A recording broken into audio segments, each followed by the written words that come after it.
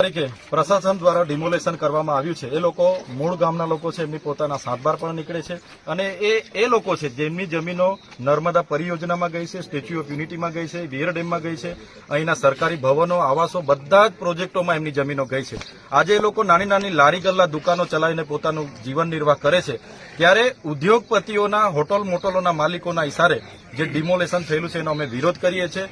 આજે અમે આવેદનપત્ર આપવા માટે જઈ રહેલા છે, પણ આઈપીએસ લોકેશ યાદવજી, એમના ડીવાયએસપી શર્માજી અને તમામ પોલીસ ફોજે અમને ઝરવાણી ખાતે અટકાવેલા છે.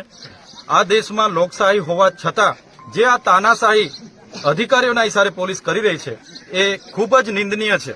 આજે એક ધારાસભ્ય તરીકે અમારા અધિકારે અમે આવેદનપત્ર આપવા માંગીએ છીએ, એની પણ રજૂઆત આ લોકો કરવા દેતા નથી. એટલે આજે દેશ કઈ દિશા તરફ જઈ રહેલો છે એ આપણે સૌએ જાણવું પડશે.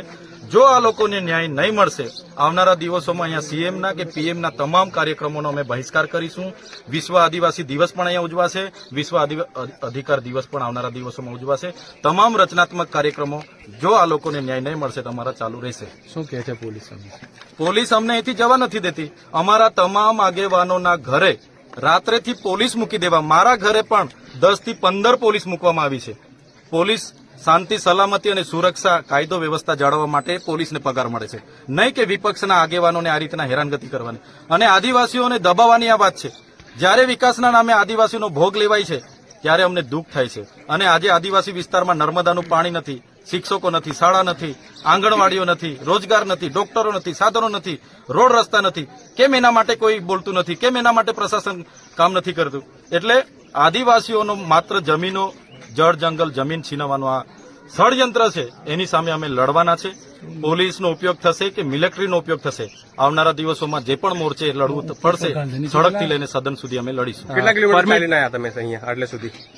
અમે ડેડિયાપાડાથી ઝરવાણીના રોડ પર આવ્યા અને આગળ અમને અટકાવવામાં આવ્યા, એટલે અમે ત્યાંથી પગદંડી અહીંયા ચાલીને આવ્યા છે. અહીંયા પણ અમને અટકાવવામાં આવ્યા છે. અમારી સાથે ટીંગાટોળી કરવાની પ્રયાસ હતો. પોલીસને અમે રિસ્પેક્ટ કરીએ છીએ, એમનો કાયદો વ્યવસ્થા એ લોકો જાળવે અને અમે અમારી રજૂઆત કરવા જઈએ, એ જ અમારી માંગણી છે. પણ પોલીસ આજે પણ ટાઈમ પાસ કરે છે, હમણાં પણ 2 કલાકથી જોઈએ છે. અમે તો અહીંયા જ રહેવાના છે, આવેદન આપ્યા વગર અમે જવાના નથી. પરમિશનની વાત કરીએ તો પરમિશન માટે શું કીધું છે પોલીસે? આવેદનપત્ર આપવા માટે આ લોકશાહીમાં પરવાનગીની જરૂર જ નથી રહેતી, છતાં પોલીસના કહેવાથી અમે પરવાનગી પણ માંગી, પણ પ્રશાસને અમને પરવાનગી આવેદનપત્ર આપવા માટે નથી આપી. તો આ લોકશાહીમાં આવેદનપત્ર આપવા માટે પરવાનગી નહીં મળે, એટલે વિપક્ષને પોલીસનો ઉપયોગ કરીને આ દબાવી દેવાની જે રણનીતિ છે ભાજપ સરકારની, એની સામે આવનારા દિવસોમાં ગામડે ગામડે જઈશું, જાગૃત કરીશું અને આવનારા સીએમ કે પીએમ જો આ લોકોને ન્યાય ન મળે તો સીએમ અને પીએમના કાર્યક્રમોને પણ અમે બહિષ્કાર કરીશું.